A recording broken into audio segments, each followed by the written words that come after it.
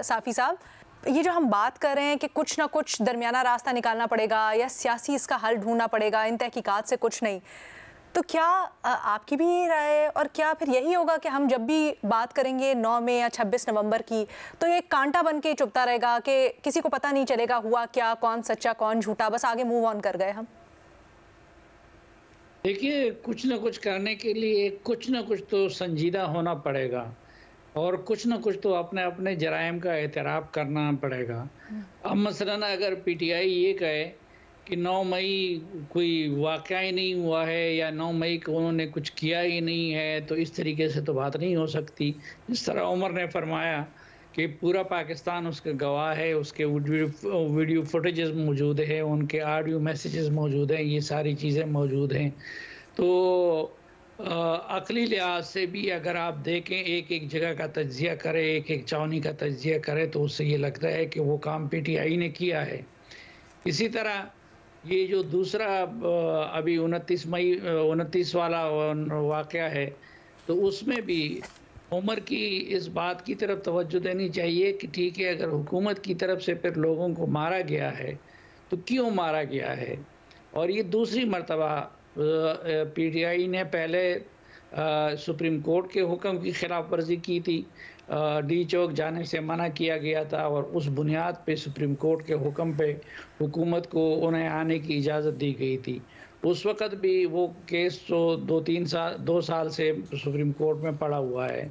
और दूसरा, ये अभी भी अदालत का फ़ैसला मौजूद था, तो इनकी तरफ से भी ऐसा हुआ है।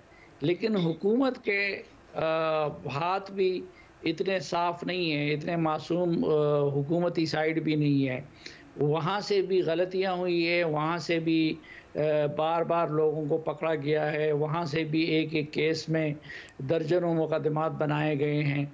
तो कुछ हुकूमत को हकीकत पसंद बन के अपनी गलती तस्लीम करके रियायत देनी चाहिए पीटीआई की लीडरशिप को, और कुछ पीटीआई की लीडरशिप को हकीकत पसंद बन के अपनी उन चीज़ों पे माफ़ी मांगनी चाहिए, माज़रत करनी चाहिए या तस्लीम करना चाहिए एटलीस्ट उस हद तक। रीमा, हम देख रहे हैं अभी कल ही या परसों 9 मई के सिलसिले में जो 9 मई के बाद पार्टी के खिलाफ मुबैना तौर पर जबर हुआ रियासत का, उसको टेकअप कर लिया सुप्रीम कोर्ट ने। जुडिशल कमीशन का उसके अंदर भी मुतालबा किया गया इमरान खान से। क्या आपको लगता है जुडिशल कमीशन ही दोनों वाक़यात के लिए सही फोरम है और यहाँ से कुछ आगे बन सकता है, वापस ये घूम फिर के फिर सियासी अरीना में ही बात आएगी? जी शुक्रिया लीना। मैं इस सिचुएशन को थोड़ा मुख्तलिफ तरह से देखती हूँ। 9 मई से शुरू कर लेते हैं। पीटीआई और हुकूमत के बीच में जो भी होता है, जो भी पॉलिटिकल हल निकलता है, बातचीत होती है, कौन माजरत करता है, कौन नहीं करता, मेरे लिए ये इतनी रेलेवेंट बात नहीं है, क्योंकि जब 9-10 मई के वाक़यात हो रहे थे, हमारे लिए वो एक अनप्रेसिडेंटेड वाक़या था। वो एक ऐसी चीज़ थी जो मैंने एटलीस्ट इस तरह नहीं देखी। इतने शहरों में आपकी सेंसिटिव मिलिट्री इंस्टॉलेशंस पे, बिल्डिंग्स पे हमले हो रहे थे। तो उसके बाद अगर आप ये कहेंगे कि माफ़ी मांग लो, तो I don't think that is enough. वो होना क्या चाहिए कि सच सामने आना चाहिए और एहतसाब होना चाहिए, अकाउंटेबिलिटी होनी चाहिए।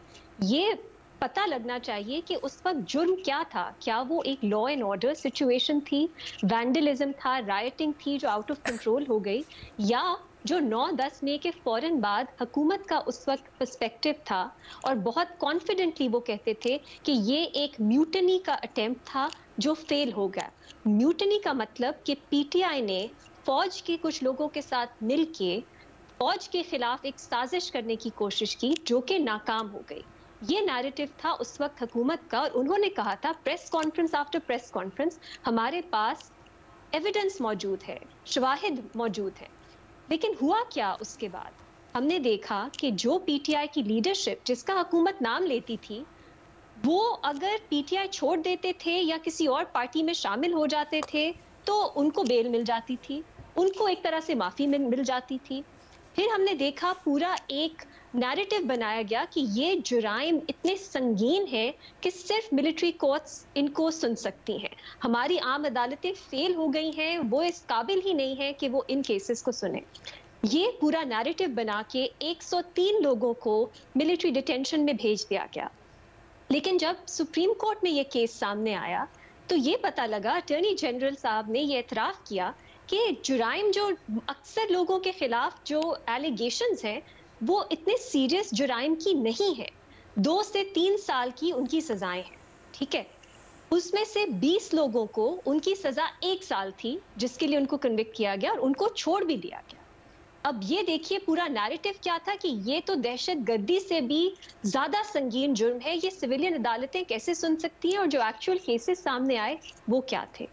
फिर हमने देखा इमरान खान साहब के साथ के पे जो FIRs हुई 9 मई की, मैंने फिर से चेक किया है, उसमें कोई तफसील से बताया नहीं गया कि उन पे क्या एलिगेशन है म्यूटिनी की, किसको वो बेनिफिट करना चाह रहे थे, किसके साथ फौज में मिलके उन्होंने इस म्यूटिनी की कोशिश की।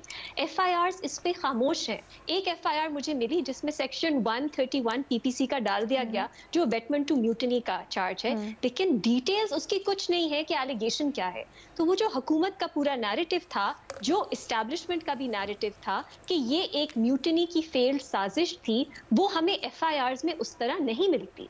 फिर हमने देखा कि ये बात सामने आई कि 3 लोग हैं जिनको नेग्लिजेंस के ऊपर फौज से टर्मिनेट कर दिया गया है। 3 ऑफिसर्स हैं सब। उसमें भी ये नहीं बताया गया कि सिर्फ नेग्लिजेंस थी या वो किसी म्यूटिनी की कंस्पिरेसी का हिस्सा थे, नहीं बताया गया हमें। फिर हमने देखा इमरान खान साहब को सजा होती है तोशाखाना केस में, साइफर केस में, इद्दत केस में इलेक्शन से पहले। 9 मई के किसी केस में आगे हम उस तरह से पेशरफ्त नहीं देखते। इलेक्शन के बाद अगस्त में जाके पता लगता है, अब ये बातें सोर्सेस के थ्रू आ रही थी कि फैज़ हमीद का नाम भी है इस केस में कहीं जुड़ा हुआ, लेकिन अगस्त में जाके 1 साल 3 महीने 9 मई के बाद जाके हमें ये पता चलता है कि फैज़ हमीद को टॉप सिटी केस के हवाले से डिटेन किया गया है, अरेस्ट किया गया है, और उन पे रिटायरमेंट के बाद पॉलिटिकल एक्टिविटीज़ पे भी इन्वेस्टिगेशन हो रही है।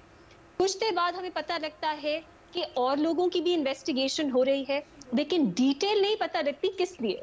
ना हम म्यूटिनी का कुछ हमें अल्फाज नजर आता है उस प्रेस रिलीज में, ना ये नजर आता है कि कोई साजिश हो रही थी फौज के खिलाफ जिसमें वो मुलव्विस थे, और कौन लोग मुलव्विस थे ये हमें नहीं पता लगता। और कल एक और प्रेस स्टेटमेंट आती है जिसमें 9 मई का जिक्र तो है, लेकिन ये समझ नहीं आती कि एग्जैक्टली क्या रोल था, जो किस चीज़ पे इन्वेस्टिगेशन हो रही है, जिसमें फैज़ हमीद और इमरान खान जो पॉलिटिकल पार्टी का वो नाम लेते हैं वो उसमें मुलव्विस है।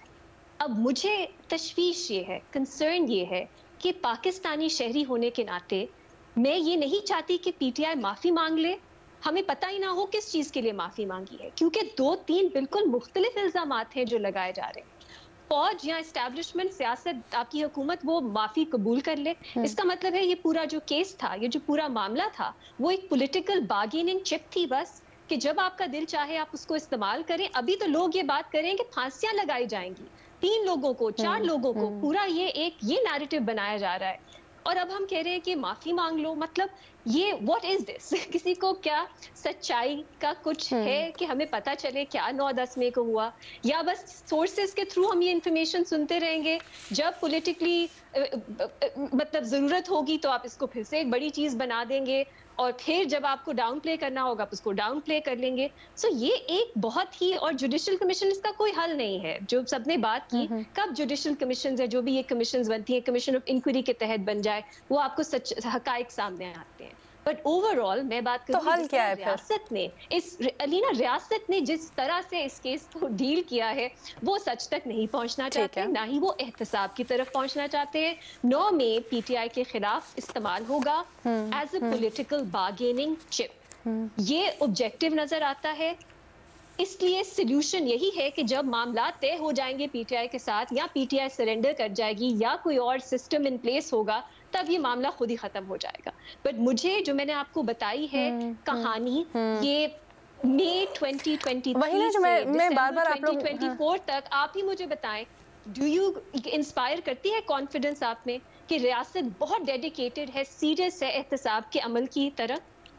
मैं तो बल्कि बार बार यही सवाल पूछ रही हूँ कि कल को अगर आप मैं दोबारा से इस पैनल पे बैठ के बात कर रहे होंगे, लेट्स से सब कुछ अच्छा हो जाता है, मुज़ाकरात हो जाते हैं, तो हमें क्या कभी नहीं पता चलेगा कि 9 मई में सही कौन था, गलत कौन था? क्या हम इसी तरह से फिर डिबेट करते रहेंगे? बहुत सारे सवालात हैं।